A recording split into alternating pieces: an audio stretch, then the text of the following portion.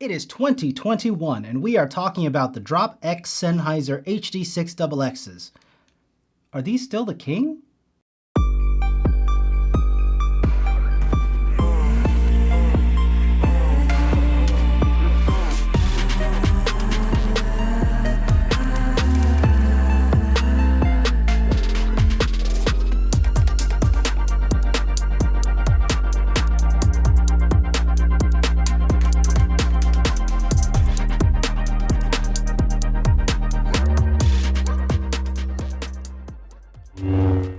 Welcome everybody to Very Important Geeks, where today we are geeking out about these headphones.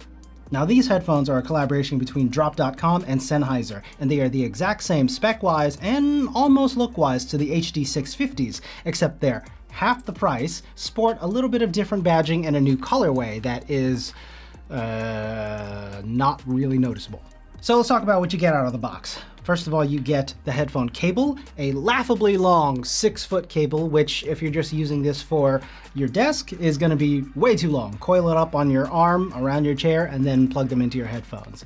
But they're going to be a 3.5mm TRS end, terminating in 2-pin connectors that are marked left and right. The cable itself feels very solid, nice and pliable, but sturdy and thick, but they are not balanced. So if you want balanced cables, there are plenty of aftermarket options to do that. As for the headphones themselves, when you take these out of the box, they feel very, very cheap. Honestly, it's a lot of plastic everywhere. Not the most sturdy feeling, but apparently there are no issues in longevity and durability. I know plenty of people who have had these for 10 plus years and they're still kicking around.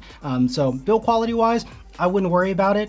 I think the large reason that it is all plastic is that these are incredibly light. You will see many other manufacturers have a lot of plastic headphones because it does keep them light, especially if they're geared towards people who are going to wear these for hours at a time. Now inside the plastic headband, it is metal, and you can see that the adjustment mechanisms are metal as well. Ooh. Very clicky, very sturdy. You put these in place, they're not going to go anywhere. There's also wire mesh on the outside as well. Now these are supposed to be studio grade headphones, which means they're going to have a fairly flat frequency response, and they're not going to add much of their own color to the original source sound. You've got 40mm dynamic drivers, and these have a 300 ohm impedance with 103 decibel sensitivity. So all that's to say that you can plug these into some headphones and they will power them okay. Some phones will be better than others, but to really let these things shine, to really bring these to your true potential, I do recommend having some sort of amp with them. I currently have these with a balanced setup with an SMSL SU8 DAC and a THX789 amp, and they sound phenomenal. These also work very well with a tube amp, something like the Dark Voice or the Bottlehead Crack. Now, these are open back, so what does that mean? That means that this shell on the outside is exposed, save for this wire mesh. So that means you don't get that typical claustrophobic feeling you get when you put on closed back headphones, where it sounds like all the thumping is happening just within the walls of your ears. It also helps with breathability and comfort. These aren't going to get as hot. They dissipate heat a little better.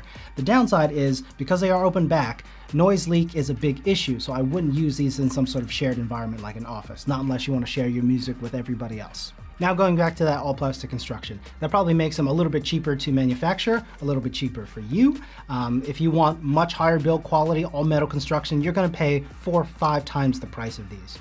Think something like the Odyssey line. Now, because they are mostly plastic, they are incredibly light. They weigh less than 10 ounces. A tall latte at Starbucks weighs more than these. So if you are planning on wearing these hours of the day, these are going to be very comfortable. The clamp pressure out of the box was a little tight, and it took some time to get used to, but that did ease up over time. And for me, they fit perfectly without a lot of rubbing, without giving me a headache. The large oval ear cups are perfectly sized for my ears. I have fairly smallish ears and a fairly smallish head, so I don't need to adjust these at all. But even with no adjustment at all, I don't feel any pinching or rubbing. There's no rubbing on the top headband. These are very comfortable. I wear these about 8 hours a day, 5 days a week for the better part of a year now, and I've had no issues with quality or comfort. And you can see with these all the way extended, this is about how large of a head they could accommodate. The ear pads themselves aren't particularly luxurious. They are a soft velour material, but sometimes I find they can be a little scratchy on my sideburns, so depending on the hairstyle you have or the sensitivity of your skin, that might be an issue. But they do sell aftermarket ear pads that are like the soft leatherette memory foam. I think Sony sells them, so if that's your thing, you can definitely pick some up. They might change the sound signature a little bit because everything from the ear pads to the design is meant to accomplish a certain sound signature that is pretty familiar to Sennheiser fans.